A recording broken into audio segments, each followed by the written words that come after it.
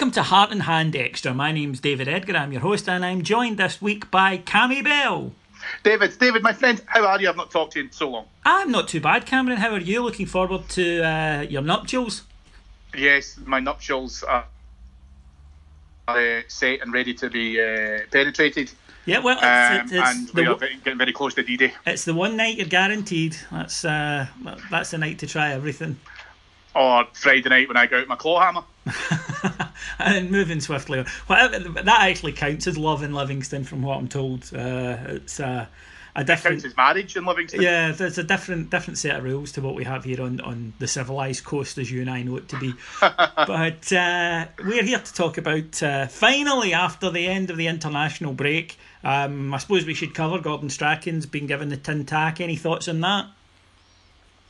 Well, similar to Baron von Frankenstein and Joseph Fritzl, genetics has cost him his job. Yes, I suppose in a way it has.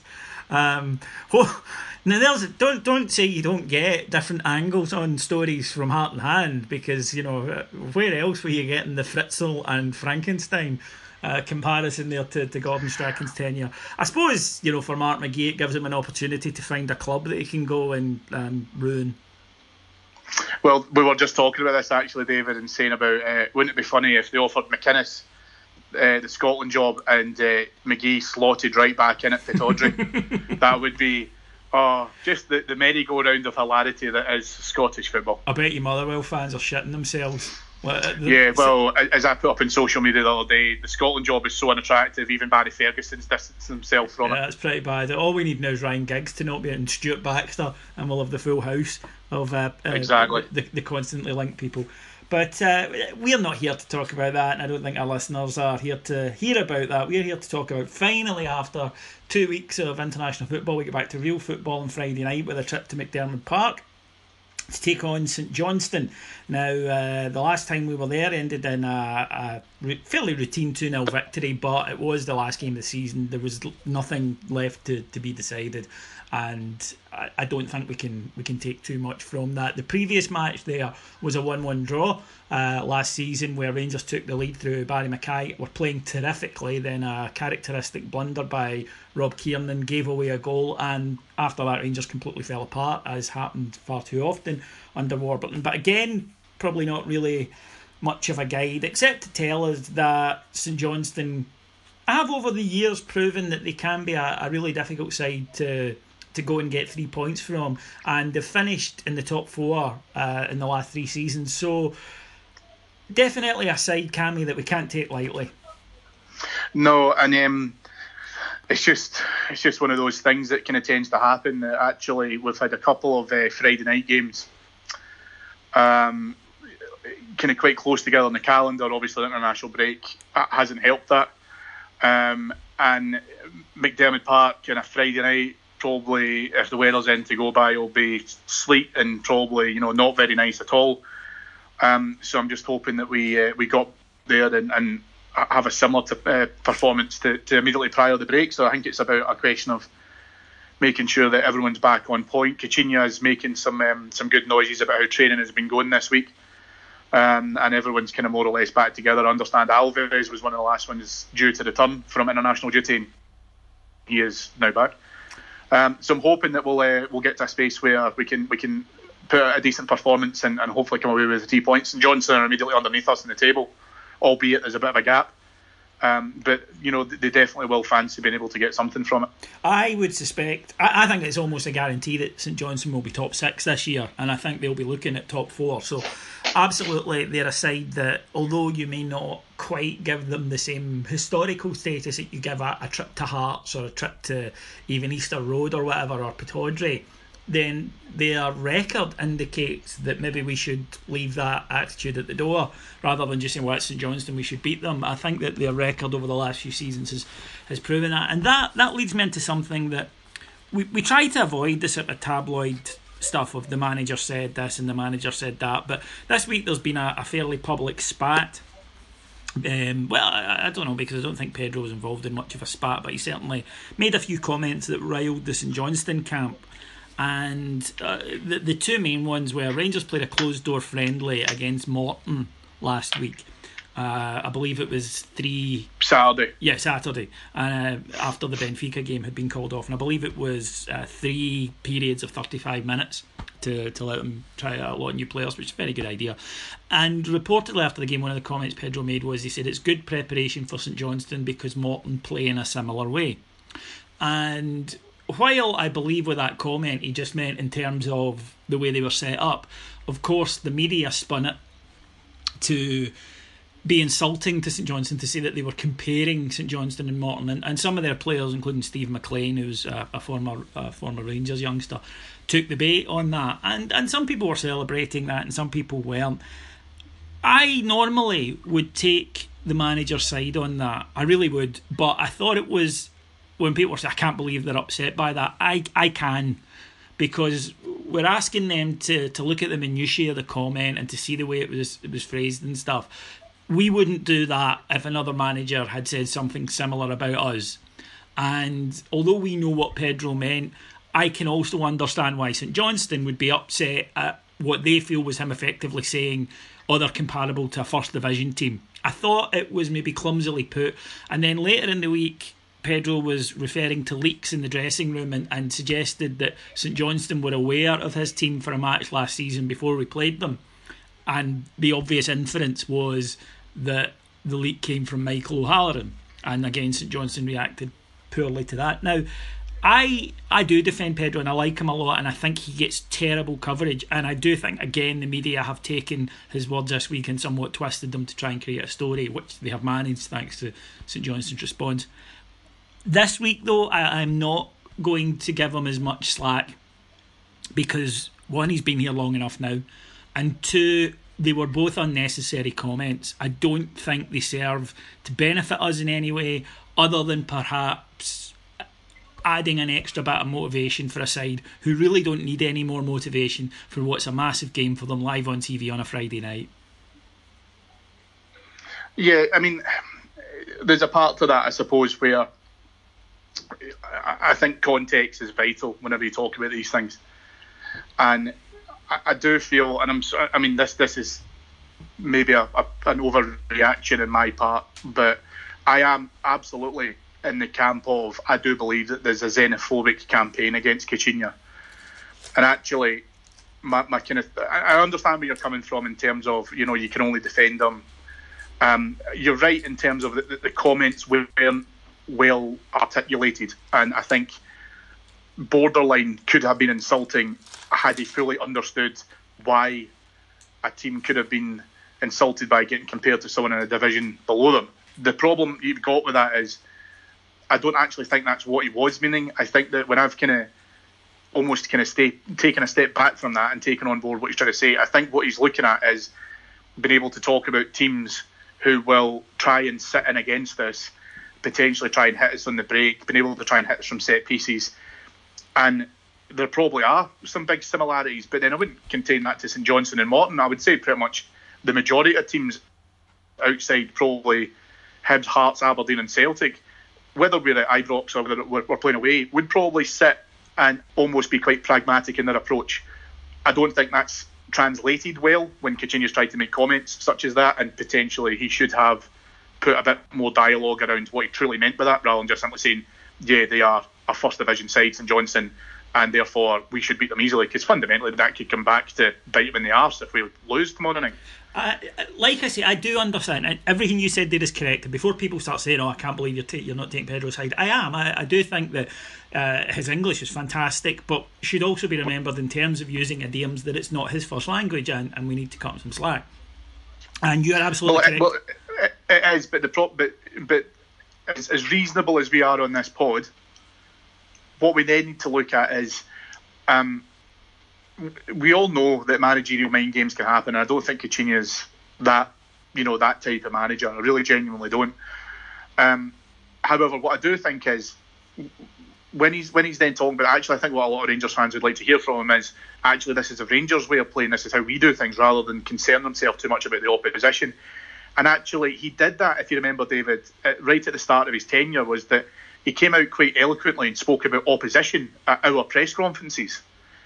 And I'm wondering if there's a little bit of a kind of resemblance of that coming back, where he's actually talking about opposition, how much he knows about them, rather than actually playing to our strengths and talking about, how we will approach the game rather than how St Johnstone may set up against us. No, you're absolutely correct, and there is a xenophobic campaign against them in the press. There's absolutely no doubt about it, and I think that there's so much evidence.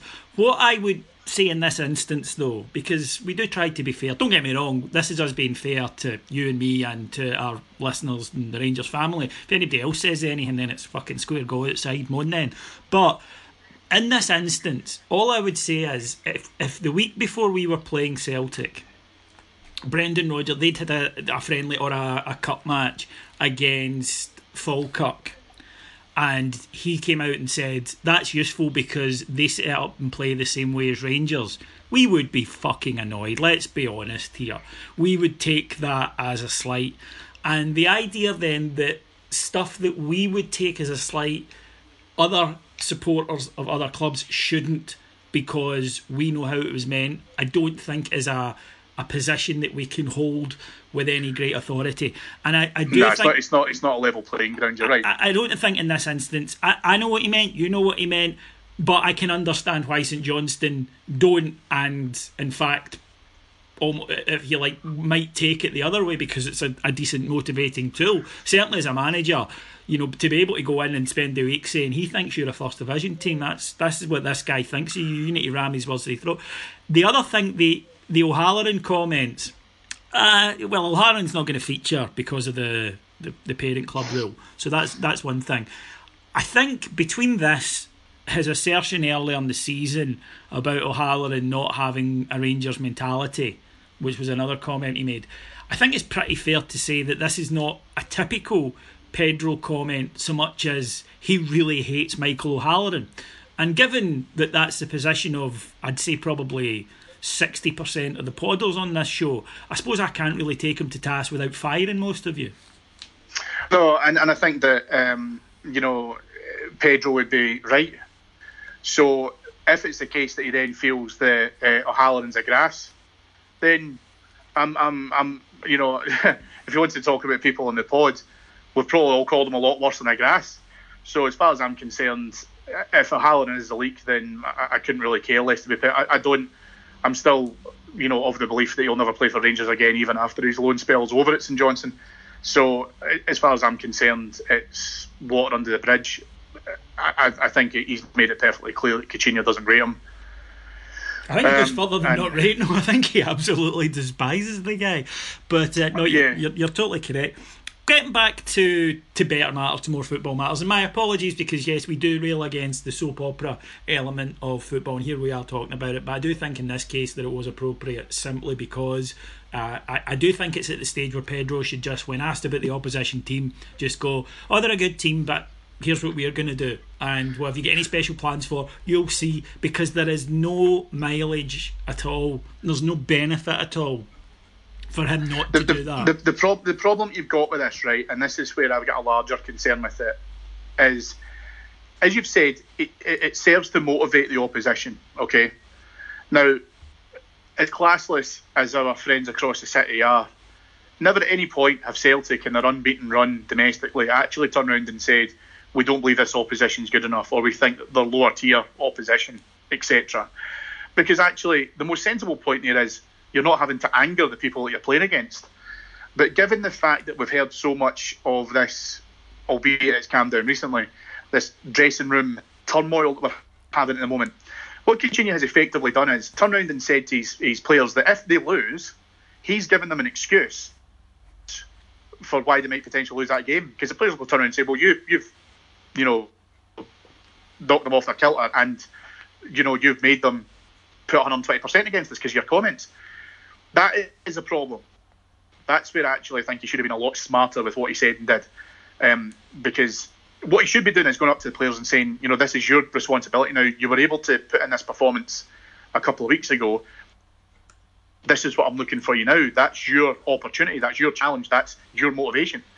And actually, this is probably dialing back to what I said before, is actually, why don't we just talk about ourselves rather than really commenting too much on the opposition, irrespective of who they are?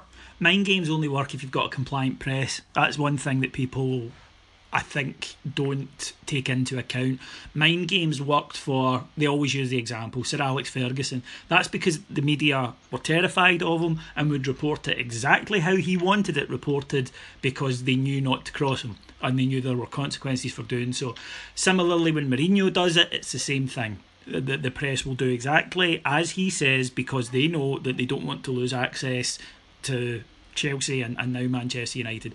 We don't have that, so mind games will be spun in a different direction, and therefore they're not as effective a weapon unless you have a compliant press. That's my feeling on it. Now, heading on to other matters, Alfredo Morelos conducted an interview this week and revealed that he thinks that Carlos Peña is the best player at the club. Now, quite encouraging, certainly, because it would indicate that he's showing up and training well. I think he had an absolutely horrific game against Hamilton a couple of weeks ago, but we got away with it. I think he'll feature tomorrow night.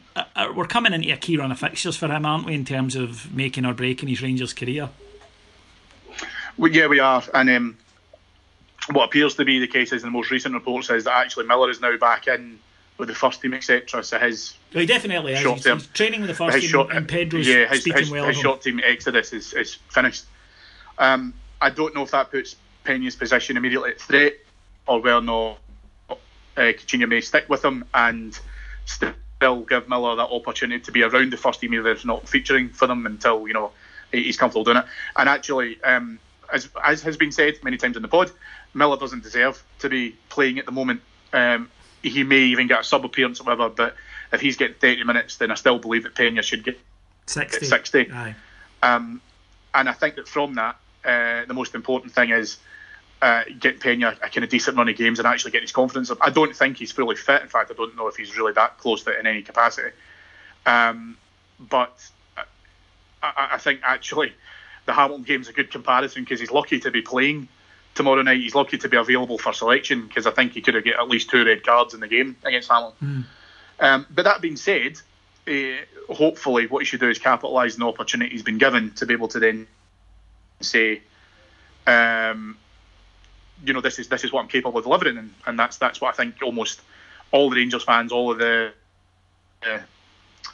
all of the team actually want him to do, because I don't believe that you have a price tag of 2 and a bit million if you're a cart horse. No, I agree, and I thought it was a classy touch from Morelos to boost the confidence of a teammate who's struggling. But I also think as well it shows that clearly that he's showing something in training, because it's always a concern with a new signing, especially given the rather unfair rumours about Carlos Peña that were circulating, that clearly he is doing something to impress his teammates in training rather than slacking off. So I think he deserves a bit of credit for that, and hopefully it'll translate out onto the pitch. Now, you mentioned there about red cards. Of course, we got one in the last game, meaning we'll miss Ryan Jack. He's going to be a miss, Cammy. He is going to be a miss.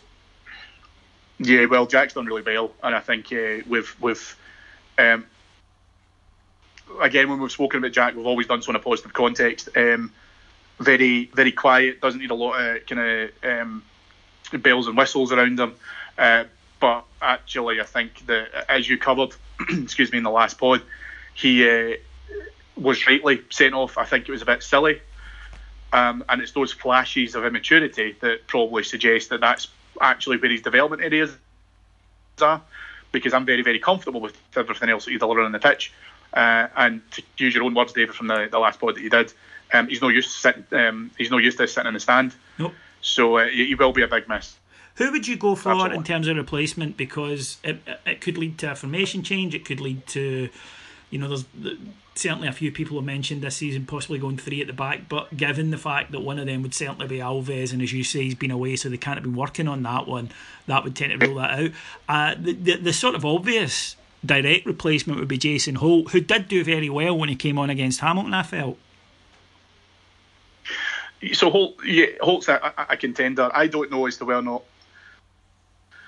we could, if we were to include Peña, I would also even look at putting Elton left wing, either with a 4 at the back, which potentially could include Hodgson, or 3 at the back, and put Elton on the left wing, because I think he was, just outstanding. He was terrific, huh? And then potentially toy with Peña or Windass rotating behind Morelos up top. So there's some pliability in terms of what you want to be able to try and do in there, but I think, to be honest with you, the safe thing is to go with Holt to begin with, and then if the game's going our way, or if it's another Hamilton, for example, and it completely turns in its head even by half time or whatever, then at that stage we then even consider let's have a look at how we can try and adapt that. And actually that was what was really interesting about that Morton game, that training game, that setup about doing it in these 35-minute segments, because he was doing that purposefully to try and see about trying out new things, etc. as well. How that would bleed into the first team, I don't know. I don't know if it's at that stage where it's ready to launch yet or not, but again, like you say, the fact that he's thinking about doing stuff like that actually gets me quite excited about the variables that he could use with that starting formation, albeit the fact that it's forced upon us because of Jack's omission. Yeah, that's it. You've got to turn a crisis into an opportunity. And I don't think it's a crisis at Ryan Jackson. I'm overstating that. But yeah, take a problem and turn it into something positive. And like I say, Holt showed up really well in the last game, so that was a bonus. You're not going in with a guy who came on and then had a terrible performance and you're thinking, oh Christ, we might have to use him. We do have that flexibility with the fact that Elton looked so good going forward. He could possibly push forward. I think there's a lot of things that the manager can do. I mean, he's also shown that he'll stick to winning teams where possible, so it could be, we say, the same side that lined up for the last match simply with Holt put in as a direct replacement, so it's tough to call, but I'm going to ask you to call it anyway, Cameron. So what is your prediction for tomorrow night's score? So tomorrow night's score, David, is going to be 3-0. Oh, confident. To us? Yes, to us, yeah. Just checking.